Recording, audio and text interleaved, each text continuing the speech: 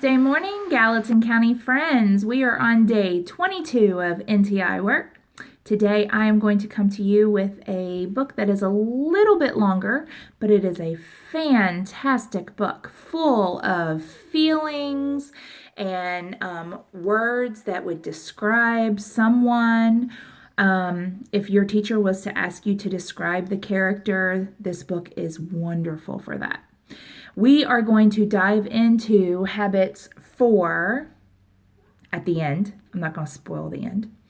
Habit 5, because the whole book is about feelings and sharing their feelings with the main character. And it's going to also involve habit 6 at the end.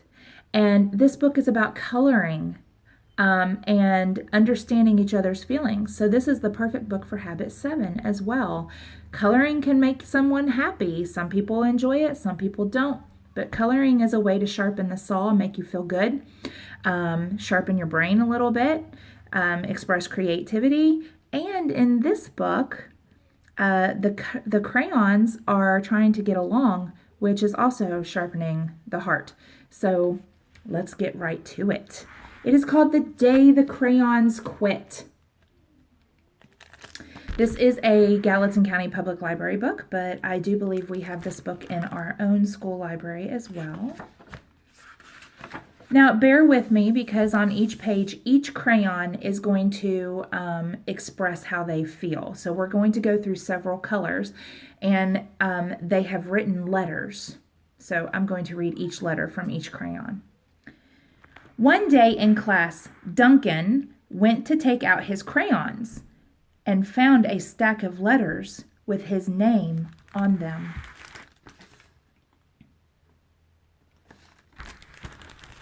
What would you do if you got to school and went to take out your crayons and in the place of the crayons were all these letters?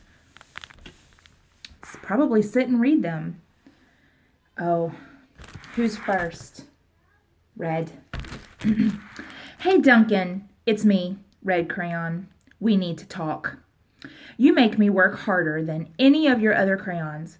All year long, I wear myself out coloring fire engines and apples and strawberries and everything else that's red. I even work on holidays. I have to color all the Santas at Christmas and all the hearts on Valentine's Day. I need a rest. You're overworked, friend, Red Crayon. And there's his letter.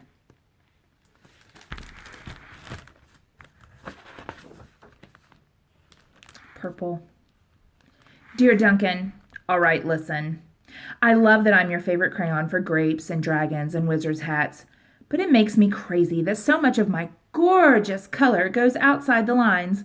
If you don't start coloring inside the lines soon, I'm going to completely lose it. You're a very neat friend, Purple Crayon. So Purple is a little frustrated because Duncan is not coloring in the lines. Oh, this one's sad. Beige. Dear Duncan, I'm tired of being called light brown or dark brown because I'm neither. I am beige and I am proud. I'm also tired of being second place to Mr. Brown Crayon. It's not fair that Brown gets all the bears and ponies and puppies, while the only things I get are turkey dinners if I'm lucky, and wheat. And let's be honest, when was the last time you saw a kid excited about coloring wheat? Your beige friend, Beige Crayon. So we can see that Beige is frustrated because he's just not being called beige and he's not used very much. Duncan, Gray Crayon here. You're killing me. I know you love elephants, and I know you that elephants are gray, but that's a lot of space to color in all by myself. And don't even get me started on your rhinos, your hippos, and your humpback whales. You know how tired I am after handling one of those things. Such big animals. Baby penguins are gray, you know. And so are tiny rocks, pebbles. How about one of those once in a while to give me a break? Your very tired friend, Gray Crayon. So Gray is frustrated a little bit because he's used on big things. He gets tired. Oh, dear Duncan, you color with me, but why? Most of the time, I'm the same color as the page you're using me on. White. If I didn't have a black outline, you wouldn't even know I was there. I'm not even in the rainbow. I'm only used to color snow or to fill in empty space between other things, and it leaves me feeling, well, empty. We need to talk. Your empty friend, white crayon.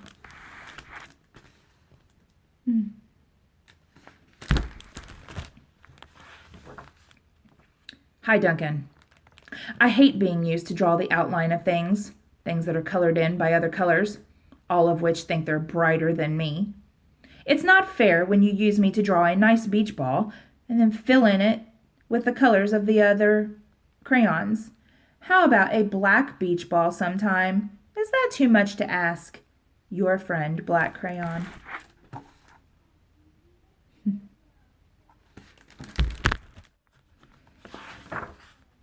Green.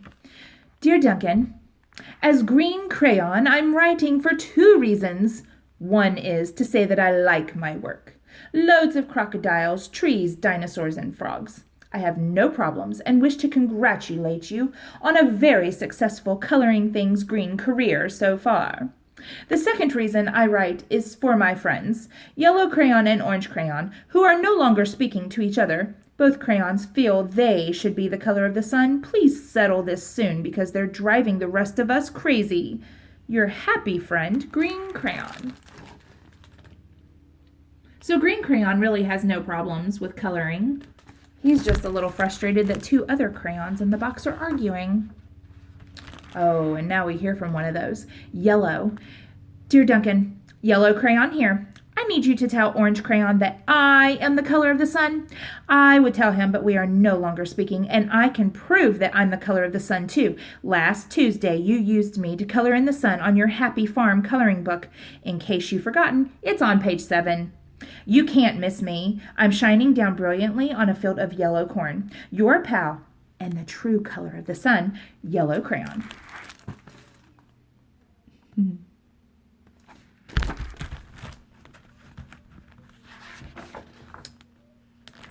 Orange.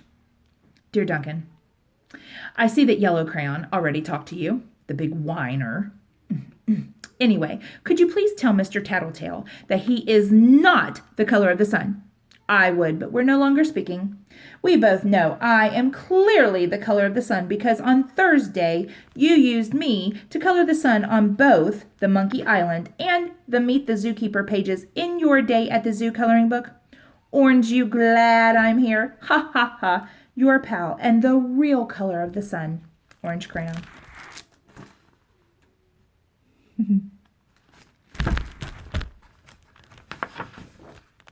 Blue. Dear Duncan, it has been great being your favorite color this past year and the year before and the year before that. I have really enjoyed all those oceans, lakes, rivers, raindrops, rain clouds, and clear skies. But the bad news is that I am so short and stubby, I cannot even see over the railing in the crayon box anymore. I need a break. Your very stubby friend, Blue Crayon.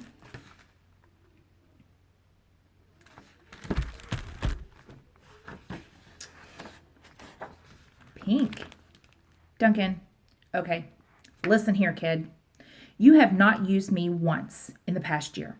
It's because you think I'm a girl's color, isn't it? Speaking of which, please tell your little sister that I said thank you for using me to color in her little princess coloring book. I think she did a fabulous job of staying inside the lines. Now back to us. Could you please use me sometime to color the occasional pink dinosaur or monster or cowboy? Goodness knows they could use a splash of color. Your unused friend, Pink Crayon. Why do you think Pink Crayon isn't used as much by someone named Duncan? Pink Crayon has a very good argument. Duncan's a boy. This one is my favorite. Hey, Duncan. It's me, Peach Crayon. Why did you peel off my paper wrapping?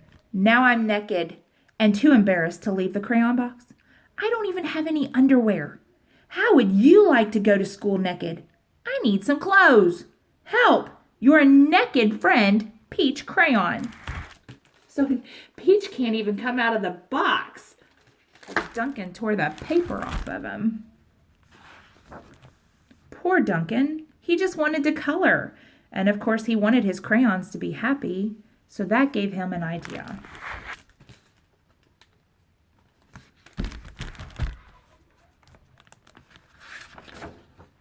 When Duncan showed his teacher his new picture, she gave him an A for coloring. Look, now we're using habit 4. All of the crayons are being used. All of the crayons are being happy, used fairly, nothing too big. Look what color he colored his humpback whale. Orange. He even let yellow and orange share the sky. So that's habit 4, cooperation, getting along, think win-win. And also habit 6, they're working together to make a beautiful picture. What if this picture was all just one color? It would be boring. Colors work together beautifully to make art. And habit 7, obviously, he's trying to make the colors feel better. Like, for example, blue or gray. He was tired of being used for all those big items. So he used other colors, and look what he did for Gray. He gave him the penguins that Gray requested. Same thing for black. I see a black rainbow. And his teacher gave him an A+ for creativity. What a good story. Sometimes I think we just get caught up in being selfish, that we don't think about other people's feelings. And this was a really, really good book. Even though this was make-believe, we know that crayons do not talk. This was a really good book to teach us to share how we feel with other people. You know, if we don't tell them how we feel, they don't know. So it's important for us to share how we feel. And what happened at the end? Did Duncan listen to them? Did he listen with his heart? Yeah, he did. He took into consideration the crayons' feelings, and he used them all in a different way that made them happy. Guys, it's been wonderful reading this book to you today. I will see you tomorrow. Bye-bye.